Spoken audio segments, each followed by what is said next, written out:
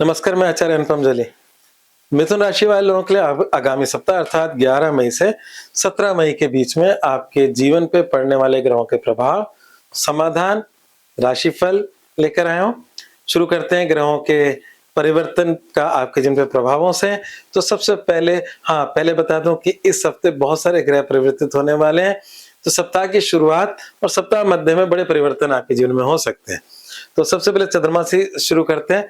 तो चंद्रमा आपकी राशि से 9वें भाव अर्थात कुंभ राशि से लेकर आपके 12वें भाव तक उनका संचलन रहेगा। अच्छी बात क्या है?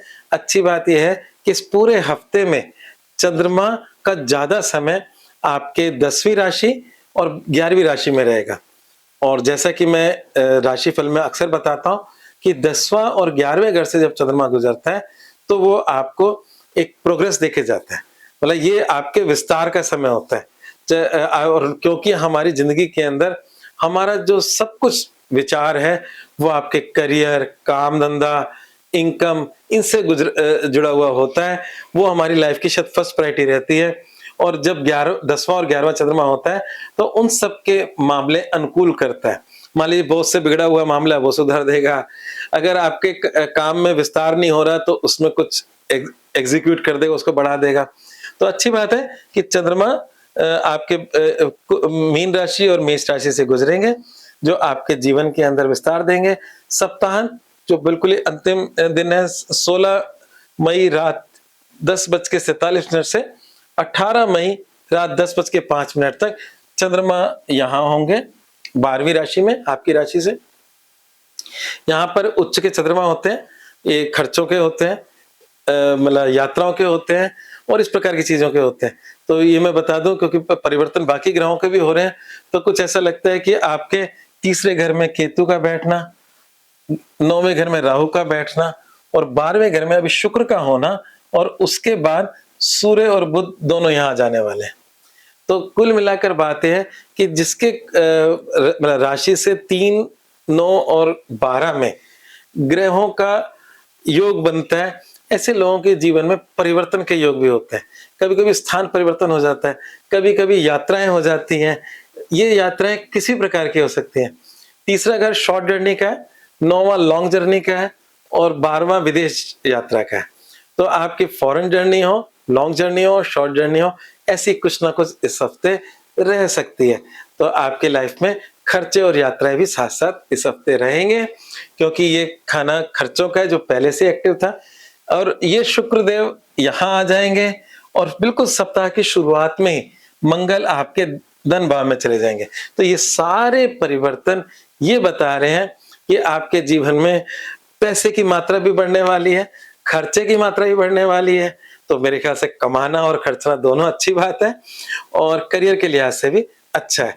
तो ओवरऑल सारी बातें जो मैं आपको सिलसिलेवार बताता हूँ वो ग्रहों ने अपने आप ही सेल्फ एक्सप्लेन कर दिया। अब हम अंतिम एरिया में आ जाते हैं। तो अंतिम एरिया में देखें तो यहाँ पर एक परिवर्तन हो रहा है। मतलब आपकी राशि का स्वामी तो आपसे 12वें जा रहा है और 12वें का स्वामी आपकी राशि में आ रहा है। ये परिवर्तन क्या कहता है? ये परिवर्तन जैसे अभी थोड़ी देर पहले यात्रा की बात करी, तो ये अगर कोई विदेश यात्रा करना चाहता है उसके लिए बेस्ट परिवर्तन है। ये परिवर्तन विदेश पहुंचा सकता है। आप कोई बड़ा इन्वेस्टमेंट करना चाह रहे हो और कोई पॉजिटिव इन्वेस्टमेंट करना चाह रहे हो उसके लिए परिवर्तन बहुत अच्छा है। आप निश्चित रूप से अपनी सोच समझ का पैसा निवेश कर सकते हो। तो सोच समझ का पैसा निवेश करना विदेश यात्रा के लिए ये परिवर्तन आपको लाभ दे सकता है। अच्छा, अगर हम बात करें फैमिली लाइफ की जिसके अंदर हमारे वैवाहिक जीवन की बात करें तो वो तो मैं पिछले कुछ समय से लंबे समय से उसको पॉजिटिव ही बता रहा हूँ। बृहस्पति की वजह से बता रहा हूँ। बृहस्पति ने आपके वैवाहिक जीवन में आशीर्वाद दे रखा है। 2 जून तक बृहस्पति यही रहने वाले हैं और वो आपको निरंतर आशीर्वाद देते रहेंगे। और 2 जून के बाद बृहस्पति उच्च के हो जाएंगे, तब बताएंगे क्या होगा। ठीक है, और उसकी कहानियां बहुत सारी अलग होंगी। तो इस प्रकार से ये समय है। और अगर हम बात करें प्रेम संबंधों की तो उस लिहाज से भी समय आपके पक्ष का ही है। जो वीनस है प्रेम संबंधों का, पहले अपनी स्वयं की राशि 12वें में था, अब वो आपकी मिथुन राशि से गुजरेगा। तो आपके जीवन में प्रेम, शिक्षा, जो भी आपके जीवन की प्रायोरिटी है उस प्रायोरिटी को आप ज्यादा वैल्यू देंगे। अगर आप पढ़ाई कर रहे हैं तो उसको वैल्यू देंगे, और अगर आप किसी अफेयर में इन्वॉल्व हैं तो उसको इस हफ्ते और कामों से ज्यादा प्रायोरिटी मिल सकती है। तो ये था आपका राशिफल। अब हम समाधान की बात करें तो हरा चारा गाय को डालें। क्यों हरा चारा गाय को डालें? वैसे तो डालना चाहिए, गौ सेवा सबसे अच्छा माना जाता है। गाय के अंदर सभी देवताओं का वास है, पर यहाँ पर आपकी राशि का स्वामी बुध है, और बुध जो है वो अभी खर्चे के खाने में है, और 12वीं राशि में जाना बुध का बहुत अच्छा नहीं मानते। किसी भी राशि का चौथे, 8वें, 12वें अच्छा नहीं मानते गोचर का राशिफल में। और जन्म पत्रिका के अंदर छठे, 8वां, 12वां होता है, तो 8 और 12 दोनों में कॉमन है, तो 12वां इतना अच्छा नहीं होता। समाधान यही है कि गाय की सेवा हरे चारे से करें। हरा चारा बुध को रिप्रेजेंट करता है, ठीक है।